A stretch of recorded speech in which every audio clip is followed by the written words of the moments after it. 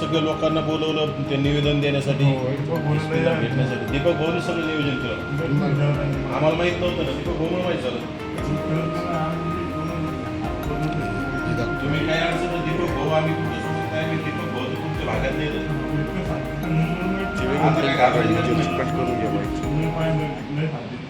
नेमका प्रकार काय घडला होता?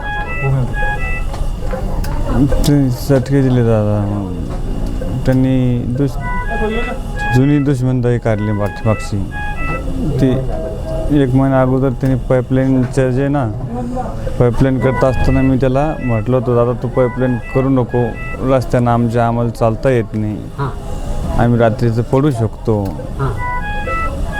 तो म्हणे मला तू जा म्हणे, चिल्लर म्हणे, तू कचरा आहे म्हणे, ध्यानावर राहा म्हणे, तुला माहीत नाही का म्हणे आमची हुकुमशाही आहे, आम्ही हुकुमशाही करतोच आणि करत राहणार म्हणे. तू काय म्हणे कधी आला म्हणे, नवीन आला म्हणे आमच्या राळामध्ये, तुला पहिल्यापासून माहिती नाही माझी जाणीव, तू कोण येतं मी कोण येतं. मी म्हटलं बाय तरी पण रात्रीचं आम्ही ये जाय करतो, पडू शकतो. तर मग ते मी असं एवढं बोललो, त्याने माझ्या 2-3 कानपट्टीत मारल्या दादा. तेव्हा 1 महिना 1.5 महिना अगोदर खाली पाडून टाकलं. ते म्हणजे तुला JCB काढून टाकेन इथंच, जाणीक म्हणे. पण शिवी गाळी केली अशी. मग मी तिथून चालले गेलो घरी. मग महाशिवरात्री दिवशी त्यांनी सकाळी मी तिथे व्यवस्थित करू लागलं दादा. मी माझं स्वयंपाक वगैरे काय ते साबुदाणा खिचडी वगैरे. हा सगळा प्रकार मंदिराच्या समोर घडला का? मंदिराच्या परिसरात त्यांनी मला, मी ते दर्शनाला जात असताना मी तिकडे यात्रेत जायला होतो सिद्धेश्वर बाबाच्या. तिकडून आल्यानंतर मला त्याने म्हणजे मला बघितलं. मी ते नंदीपाशी बसलो, त्यानं मला बघितलं आणि त्याने ते रॉड ऑलरेडीच टाकून ठेवलं. त्याला म्हणजे माराचा कट त्याचा असं काही ते. याच्यात या प्रकारामध्ये सातत्याने जे नाव समोर येतोय नवनाथ दौड, बरोबर ना? दौड. तर नवनाथ दौड हे त्या ठिकाणी होते का? ते नसताना पण त्यांनी जे पहिले जे भांडणं झालते ना, तेव्हाच त्याला सांगितलं त्याला काढून टाक म्हणे, काही होत नाही म्हणे, पाहून हे कोणी सांगितलं होतं? नवनाथ दौडने सांगितलं होतं त्याला. मग त्याला याला हिंमतबळ वाढलं याचं. यांनी एवढं हिंमतबळ कोणी असं त्यांनी वाढू शकत नाही दादा. गरम रॉडनं देणं. मी तर गरीब माणूस आहे दादा, मला काय, मी एक छोटासा माणूस आहे. मला तर माहिती दादा, मी लहान पोरं आहे दादा माझे, त्याच्यामुळे मी काही बोलू शकत नाही जास्त. मला हे बी बोलायचं धाक वाटवायला की बा मी हे नाव जे सांगून,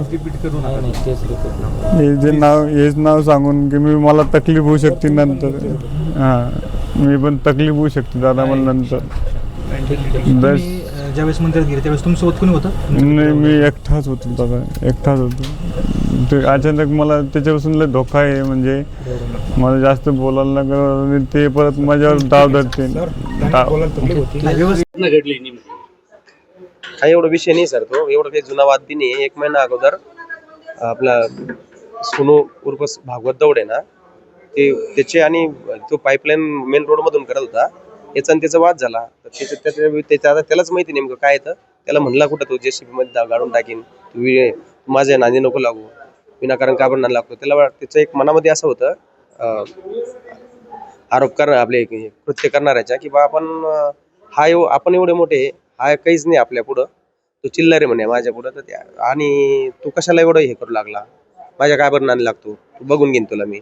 मला पण त्यावेळेस त्याचा फोन आला होता, साहेब तुमच्या बंधूला सांगा म्हणे, नाही तर मग याचे परिणाम वाईट होईल. आता मला म्हणलं आता झालाच किरकोळ वाद, जाऊ द्या म्हणलं, असं बोलून मी मोकळं होऊन झाला तो. त्याच्यानंतर हा ते मनात राग होता त्याच्या, आणि त्याच्यानंतर यानं ते कृत्य केलं परत. नाही, मी नव्हतो, मी सख्खा भाऊ.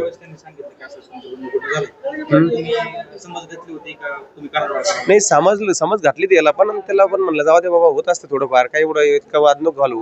पण त्याला कसं झालं की तेव्हा आपल्याजवळ पैसा भरपूर हे आला, आपल्या अँगलनं आपण एवढा छोटा असताना आपल्याला एवढं हे करतो बा, दुसरं काही नाही. पैशाचा एक विषय होता आणि भावाचा फुल सपोर्ट.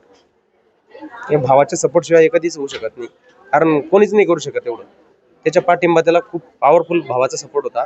भावाच्या सपोर्टनंच किंवा भावात सांगण्याहून आता ते पोलीस तपास करतायत ते पाहिजे. भावाच्या सपोर्ट शिवाय यानं हे कृत्य केलंच नाही. त्यांचा काय आर्थिक व्यवहार झाला होता?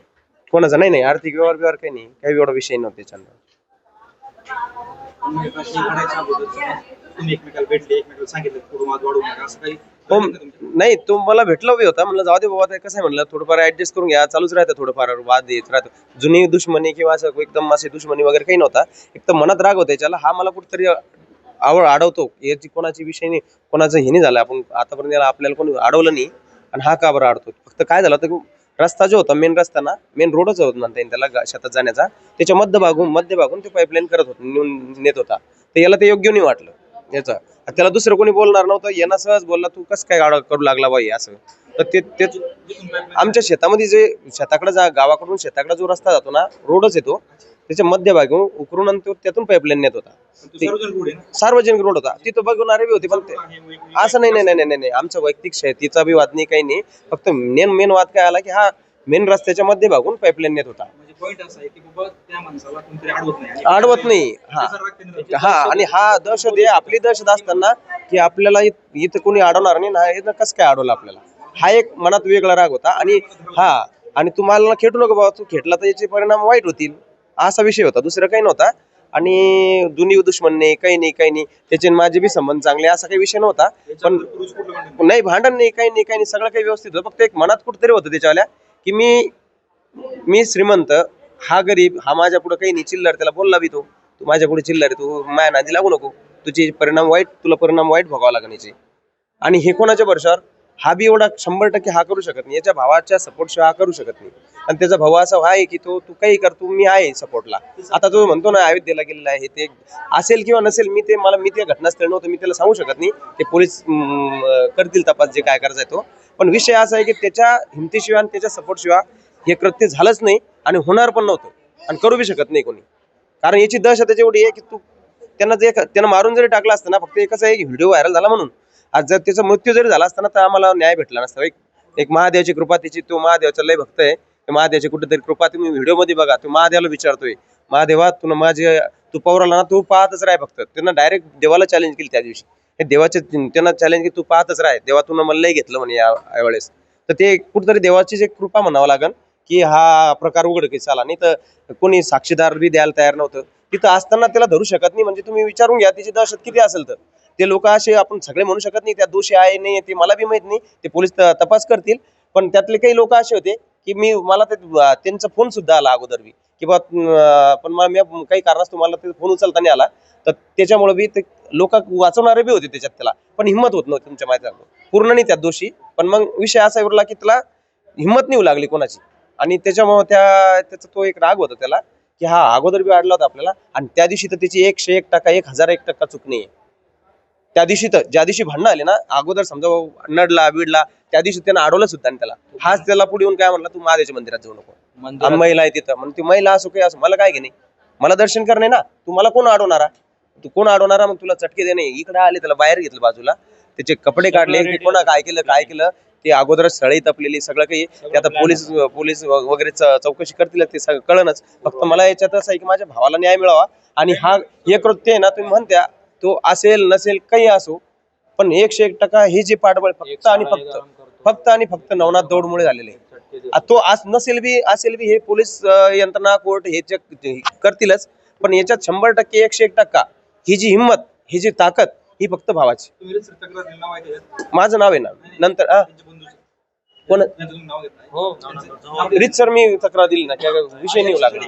हा ऍक्शन करताय, पोलीसवाल्याचा फुल सपोर्ट आहे आम्हाला. पोलीसवाल्याच्या सगळ्यांची सहानुभूती आहे, पूर्ण गावाची सहानुभूती आहे, पोलिसांची सहानुभूती, सगळं काही विषय नाही लागला. फक्त एक असं आहे की न्याय मिळावा भाव. आव्हान म्हणजे तो आरोपी पकडला जावा आणि त्याच्यावर जे काय त्याच्या हिशोबाने जे झालं त्याला कठोरातली कठोर शिक्षा व्हावी, जेणेकरून फ्युचरमध्ये कोणी पैशावाल्यानं गरीबावर अन्याय करून हाच एक याच्यातून मेसेज जावा. तर दुसरं काही विषय नाही.